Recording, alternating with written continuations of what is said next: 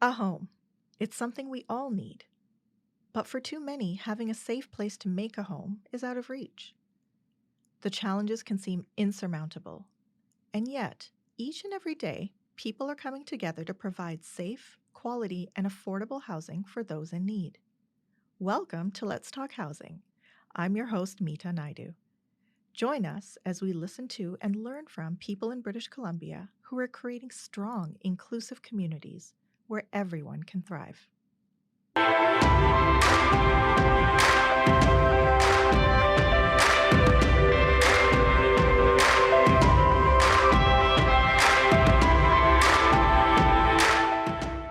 Hi, and welcome to Let's Talk Housing. I'm your host, Meeta Naidu. Joining me today is the Minister of Housing and Municipal Affairs, Ravi Kahlon, and Alison Salgado, CEO of Senior Services Society of BC. Today, we'll be discussing two important programs that are helping British Columbians stay housed: the Rental Assistance Program, or RAP, and the Shelter Aid for Elderly Renters, or SAFER. We will also chat about how recent government changes allow more people to qualify for these benefits. As we begin, I'd like to respectfully acknowledge that I am recording from the territories of the Musqueam, Squamish, and Tsleil-Waututh Nations. For transparency, this episode is being recorded in June 2025 and reflects the issues and priorities of that time. Minister and Alison, welcome to Let's Talk Housing. Thank you. Thank you for having us. Let's start with the conversation with you, Minister Kahlon, and the basics. What are RAP and SAFER programs? Who are they for, and why were they created?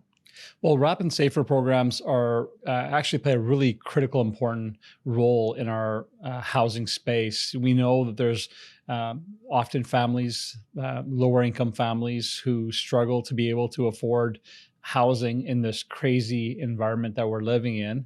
And we know seniors also are having significant impacts, fixed incomes, rising costs. So these two programs were designed to support people and families and seniors to ensure that they can either get housing or maintain their housing as they go forward. And we've seen the need, unfortunately, increase, not only here, but across the country. But we're fortunate in British Columbia because this program, I think, is well suited to help a lot of people. It's quite amazing. There are some stats here that I just wanted to touch on quickly. 24,000 seniors are benefiting from SAFER as of May, and 3,000 families are benefiting from RAP. But there were some important changes made to both programs earlier this year that have contributed to this. Can you explain what changed and how these changes have kind of been helping people so far? Well, the biggest changes are the fact that we've not only increased the threshold of how much income you can have to qualify, which was something I think we've been hearing for some time, but we also significantly increased the amount of dollars available for seniors in particular. I think it's 30% increase for folks who already are getting SAFER dollars. So that's a significant improvement, not only to ensure more people get access to the program, but also to ensure that those that are getting it are getting more, because we had heard feedback from people who said, yeah, we get it SAFER, it's great, it's important, we need it. But even with that, we're struggling. So I think those two changes hopefully will go a long way to support seniors. We know there's always more needed. I'm fully aware of that. We're aware of that.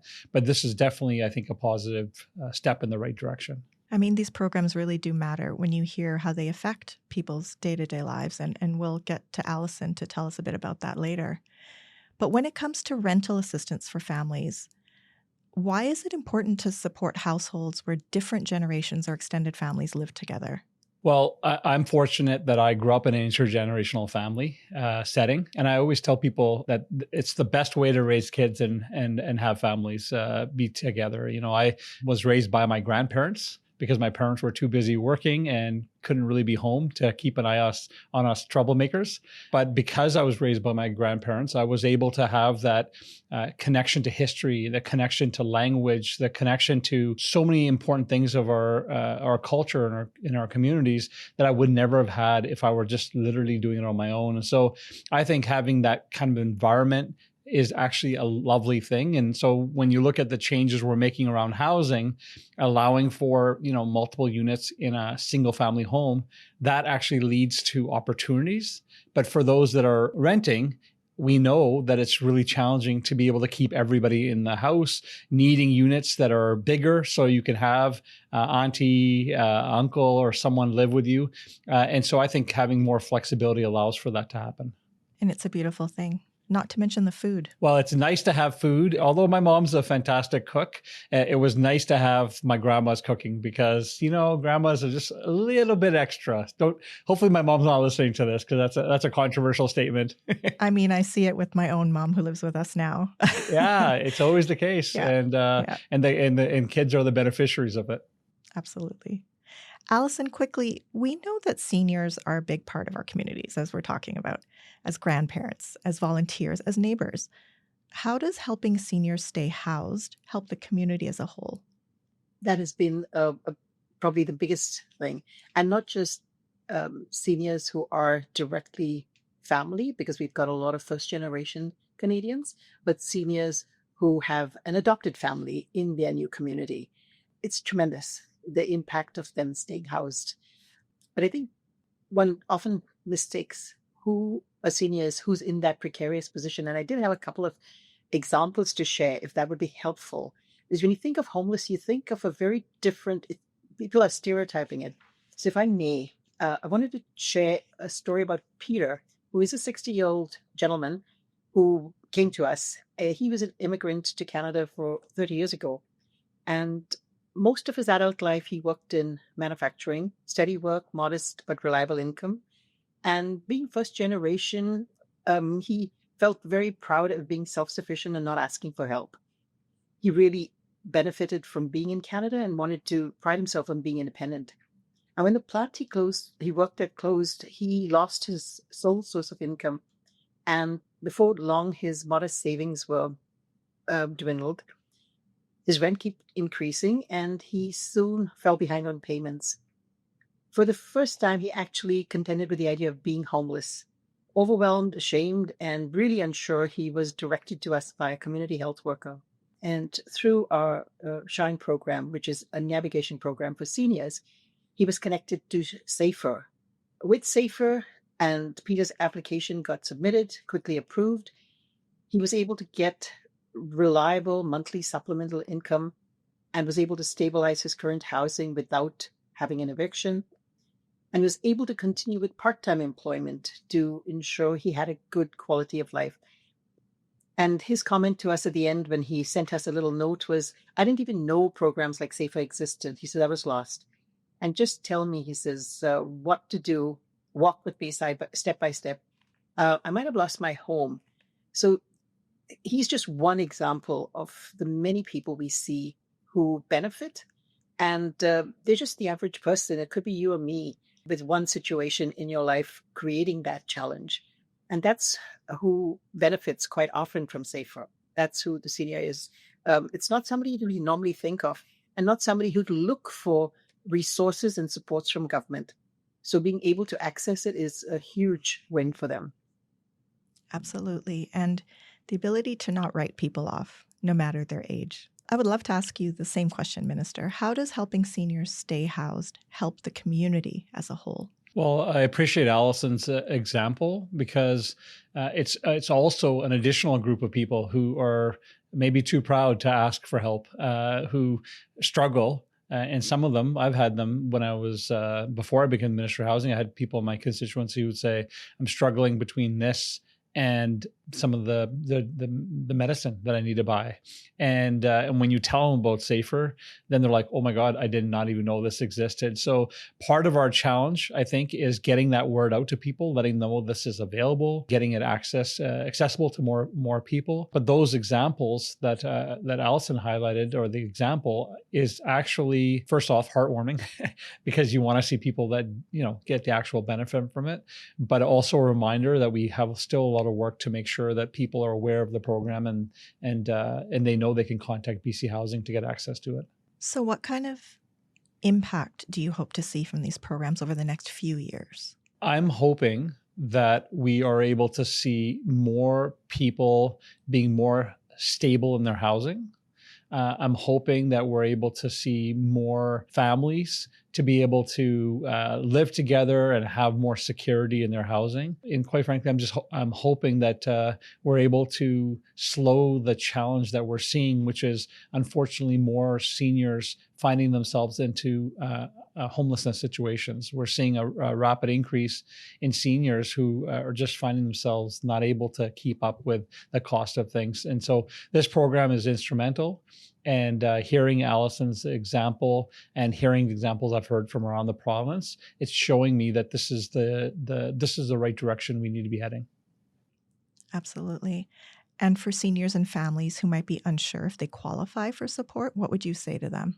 Contact BC Housing, contact Allison and the amazing work that they're doing. Go to BC Housing website. You can go to your local MLA's office. You can go to most not-for-profits because they'll know where there's access to these programs. And the dollars are available. And our hope is people get access to them as quick as possible. So programs like these are designed to make a real difference. And Allison, you've seen that firsthand. And we've heard that through your example.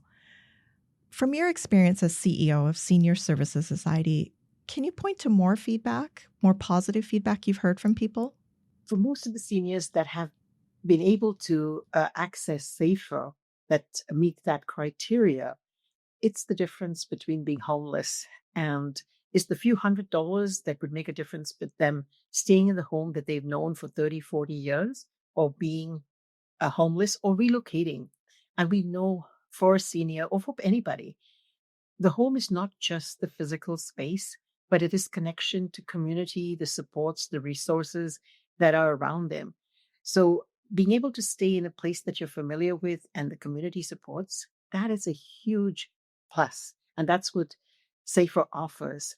At this time, with a lot of nonprofits and affordable housing providers exiting from their operating agreements and moving into models that have more LEM, low end of market units, and a blend with RGI, rent geared to income, that allows a lot of seniors to stay in their home and allows the landlords to be able to retain that particular tenancy if they can access SAFER. So it's a win for everybody, the landlord, the senior, as well as the system. In newer purpose-built rentals that are coming on the market, where a developer would like to offer units to a nonprofit in the local community, a senior would not otherwise be able to access market rental, but to be able to be part of that group that they can access SAFER with, that's just one more opportunity because the numbers of seniors in this group that are at risk of homelessness is increasing exponentially. They've increased 5 times in the last 10 years. So to be able to keep up with that housing options for them is critical.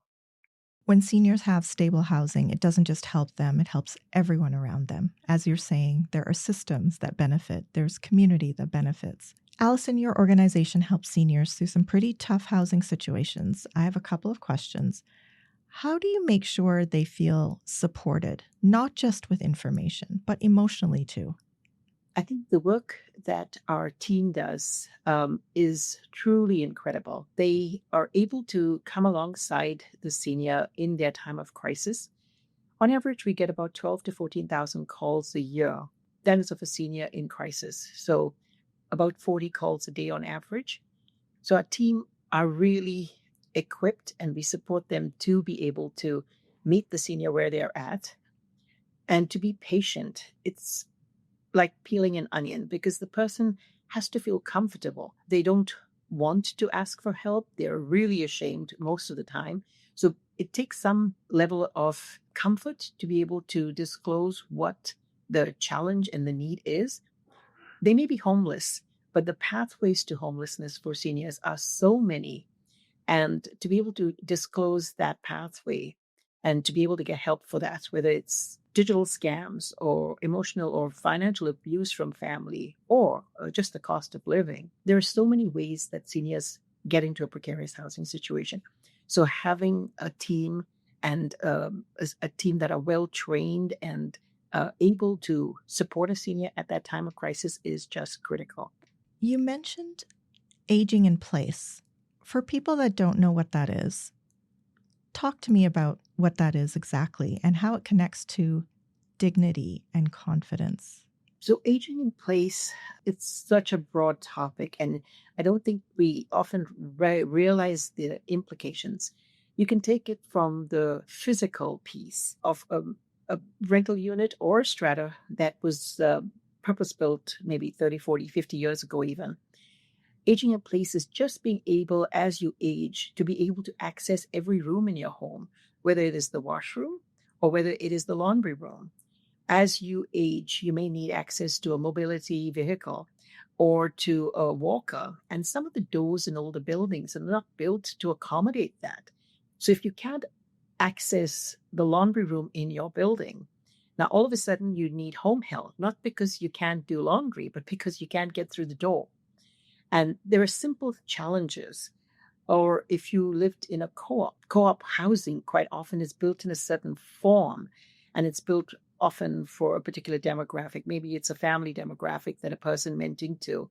And as they age in place, there are no studios or one bedrooms in that building that allows a person to be accommodated in a unit that fits their family size in their community.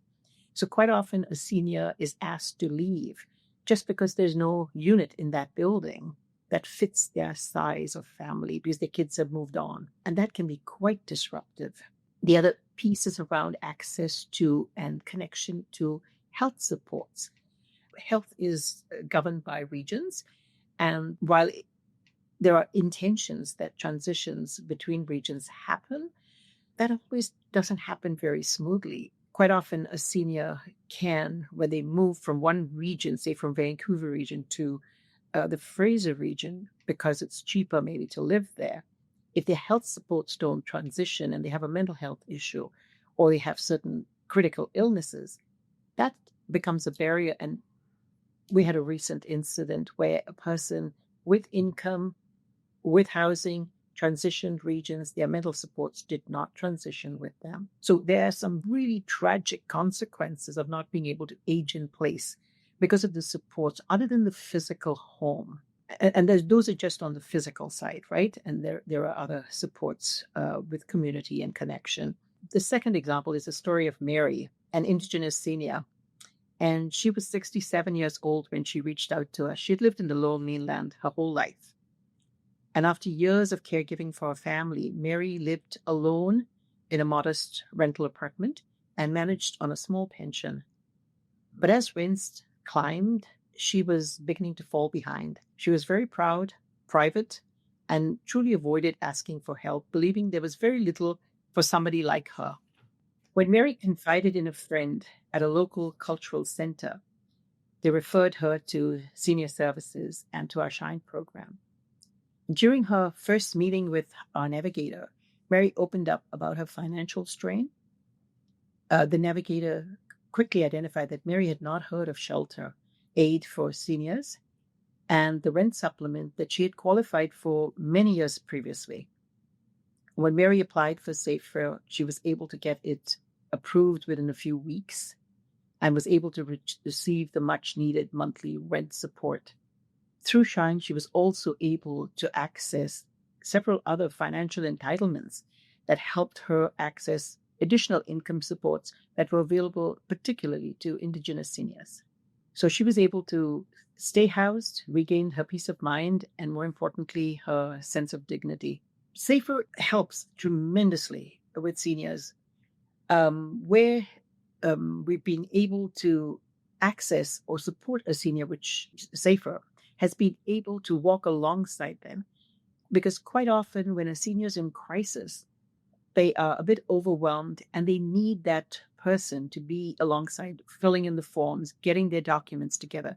And that's where the program that we've been working with for 6 years, our Shine Navigation Program, actually has a navigator who's equipped to navigate systems for seniors, working with a senior to be able to access the right supports. And where SAFER is the right support, they're able to expedite that and help them stabilize.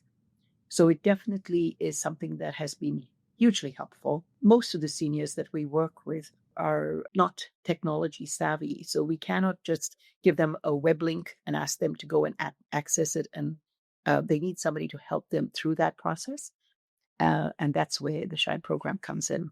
That's an amazing piece of this whole puzzle. And that is ensuring that access to these programs is made easy and barrier-free for seniors. It's wonderful. The current changes to the program are very helpful, and look forward, as the minister said, to conversations on how we may be able to bridge the gaps that are there. There always are ways to do better. And so if there's a way to bridge some of the gaps that we've been experiencing, I look forward to that. Yeah, I think the impacts are clear of these two programs, and the amendments that have been made have been even more helpful. But like the minister said, there's still work to do, and we'll do it. Thank you to our two guests for joining us today and sharing their insights. It's clear that programs like RAP and SAFER play a vital role in helping British Columbians, whether it's families working hard to make ends meet or seniors trying to stay in their homes as they age. Yeah, thank you for having me for this important topic, and encourage people to share this information with as many people as they can. We want to see more people on this program, and thank you to Allison and her team, the amazing work they do, and lastly, a big thank you to everyone at BC Housing for the amazing work you do every single day to help people when they're in their hardest situations in their lives. So look forward to coming back if you have me. We'll have you, definitely. Thank you again. Thank you. To our listeners, if you or someone you know might benefit from these programs, visit bchousing.org to learn more and see if you're eligible. To learn more about BC Housing, including how to apply for subsidized housing in British Columbia, visit www.bchousing.org. You can also find us on Facebook, Instagram, LinkedIn, and X. If you enjoyed this episode, give us a rating. This will help others find Let's Talk Housing and join the conversation. You can subscribe to Let's Talk Housing on Apple, Spotify, or wherever you listen to your podcasts.